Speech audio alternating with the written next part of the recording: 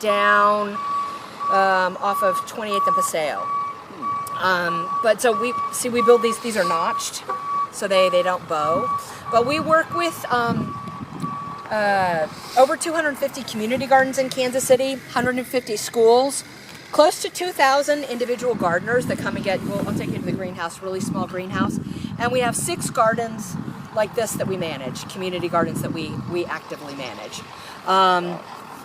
And so these are all rentals. I mean, those guys sitting over there are all gardeners here. We have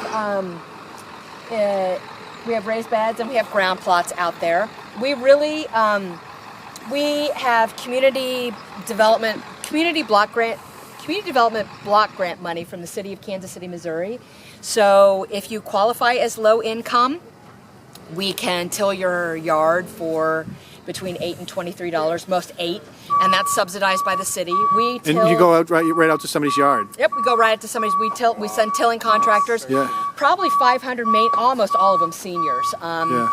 And that's the only time that we need proof of income, and because we have to submit that back to the city. Last year was the first time we started doing that across the state line in Wyandotte County with a grant. This year we were able to offer that in Independence outside of the city of Kansas City, Missouri, other places in Jackson County. Are you part of the city or a separate nonprofit? Separate. We're a separate nonprofit. And how much does it cost to have a plot here? Well, I'm getting to that. I'm sorry. So okay. membership, if you qualify as low income, $2 for the year. If you don't qualify as low income, it's $12. Everybody gets 10 free packs of those seeds in there with their membership. Everybody gets a 10-pound bag of organic chicken fertilizer with their membership. My background is cooking. I used to work at the food bank here at Harvesters. We get a lot of people asking us in other cities. I've gone to the American Community Gardening Conference about SNAP benefits. You know, using your SNAP card, your food assistance card to buy plants and seeds. We don't do that. We don't have a lot of that in Kansas City. You don't need to. For $2, you can come and you get, you couldn't possibly plant one of these with 10 packs of seeds. Hopefully they share. So with your membership, a 6-pack of tomatoes or cabbage or collards that we sell in our greenhouse, if you qualify as low income, it's $1. If not, it's $2. We have limits on individuals. All community gardens, it's $2 for the year. Same things, $1 a 6-pack. This, to rent for the year, for the low income membership, you have to be a member. In order to do anything with us, you have to be a member, except for the workshops, which are all free. We do probably 60 free gardening workshops a year for the community. You have to be a member. If you qualify for the $2 membership, $2 for the membership, $8 for the bed, a $5 key deposit. Water's included. So you just got water, 10 packs of seeds. You could, so basically for $10 plus a $5 deposit. The ground plots are 20 by 25. That, I want to say, is $10 if you're low income. It's either 10 or 12. If not, it's either 15 or it might be 15 for the year for the non-low income. You can rent a tiller from us with your membership. 4 hours if you're low income is $8. If you're not low income, it's $15 for 4 hours. Let's see. All of our seeds in there are packed by volunteers. We probably packed 40,000 packages of seeds. You buy in bulk from various... We buy in bulk. We don't have GMO, but we don't have organic. They're not necessarily certified organic. We sell tomato cages to our members. $5 a cage, reinforced concrete reinforcement wire. We have water totes for community gardens to capture water. We do water audits. For community gardens, we don't have resources to sell those to individuals. We have a children's beanstalk garden that we can go to over there. We have probably 3,000 kids come through every summer. Always something to eat. We're starting planting it right now. We've just merged with a fruit program. We're planting fruit orchards, fruit and berries and nut trees. They have to have 2 stewards to commit to take care of it and come to classes. And then they have to give away, I think they have to donate probably half of the fruit to to a food bank or something. Probably over 50% of the community gardens that I work with, not the 6 that are like this, but the 250 that I work with, Or donate food to food pantries. Let's see what else. We can go take a walk to the greenhouse Just over here. a couple of questions on your policies. What's your policy on sort of chemical versus organic? All of our community gardens, the 6 that we manage, like this one, you sign off that you are not going to use chemicals, that you're going to do organic gardening. Okay. You know, we have Dipel, we have 8, you know, and you actually sign. We try and encourage our 250 community gardens to, you know, we share our rules and regulations to sign off on that. My feeling is anytime people are, not even my feelings on chemicals versus non-chemicals, but when people are gardening together, so many people that I work with, you know, people are growing food because they want to know what's in their food. You know, when you garden in a community setting, you don't know what that person sprayed over there on a windy day and blew on in years, but completely versus what you feel on chemicals. We only use untreated cedar in our raised beds. I just got off the phone with somebody, faith-based organization, they want to do it cheaper. It's up to them what they choose. When we go out, we build hundreds of these beds every year with groups and schools. This is what we use, and it's more expensive. But if you to partner with us, there's no, you know, you don't have to. Could she hear by the tone of my voice that I think that you can, you know, you should do this. You know, we have a lot of master gardeners. We have a lot of people with some growing experience, but maybe they're not experienced growing food. And it's really different when you start talking about food, you know, something that you're going to put in your body versus flowers or, you know, we have straw in the back of there. We sell it for $5 a bale that we encourage people to use for mulch, which being in the Midwest is like the most important thing that you can do.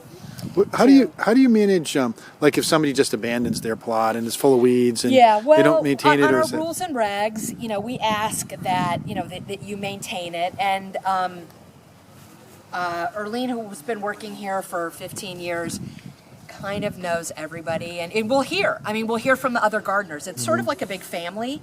And some of our gardeners, you know, they help us pack seeds. Isola is one of our gardeners at the front desk. All of them have beds at some of the different gardens, and we'll hear, you know, Mr. So-and-so passed away. There's lots and lots of seniors. I would say, without a doubt, we sell more collard greens than probably anywhere within, you know, hundreds of miles of here.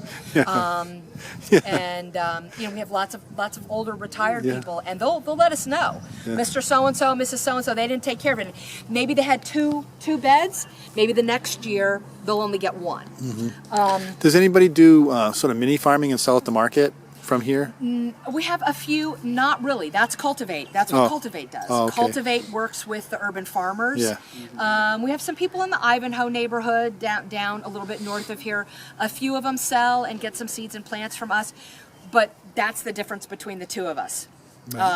Cultivate works with urban farmers and a lot of people that are selling, and that's my distinction is an urban farmer is something that somebody that's selling, and a gardener is growing for a food pantry or themselves or their family or their neighbors.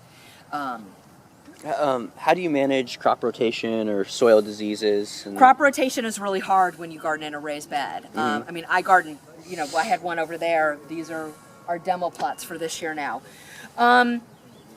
You know, tomatoes, you plant them at one end one year and one end one year, one end the next year. It's really difficult. You know, as you guys know, you know, squash bugs, cucumber beetles, you know, stuff like that. It's just really rough.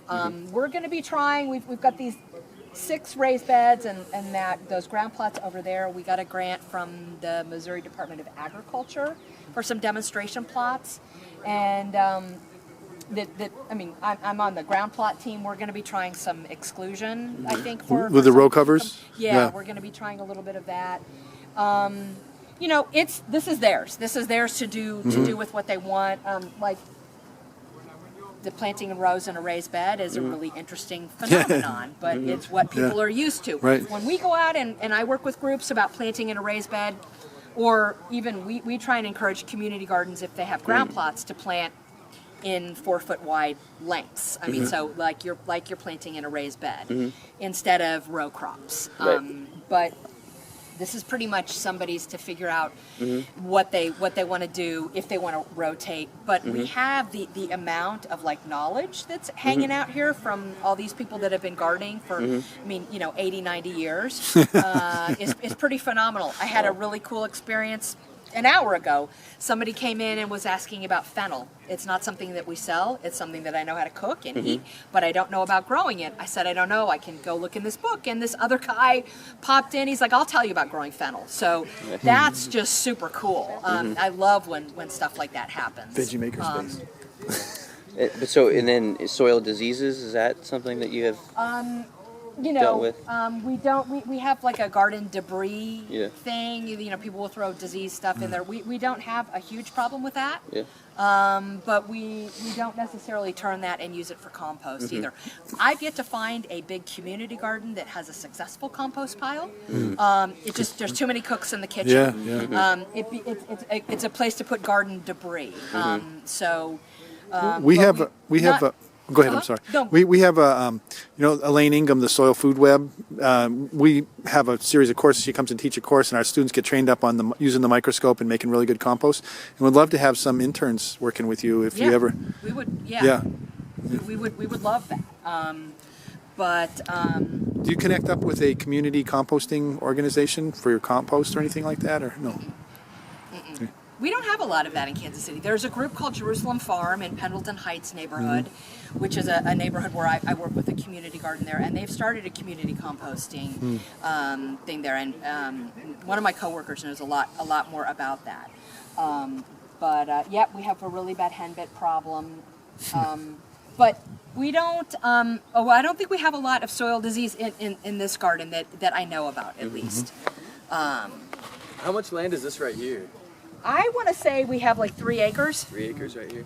Okay. And how many people using the place here? There are in here, I think there's maybe 50 different gardeners. Well, yeah. How is it financially supported? Is it all just like volunteers and then like the little bit of money people put into it, or Grants. We get grants. Okay. You have a full-time grant writer? Part-time. We could use a full-time. We can only pay a part-time.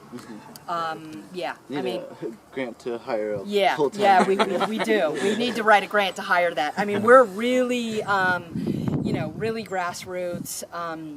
We started. One of my coworkers is a kind of a computer whiz. We don't do very much in the mail. If you pay $2 for a membership, I have people calling me, can you send me that in the mail? I have a lot of older gardeners that don't use the internet. But for $2, it's really hard to start. That's a quarter. That's a quarter of your membership.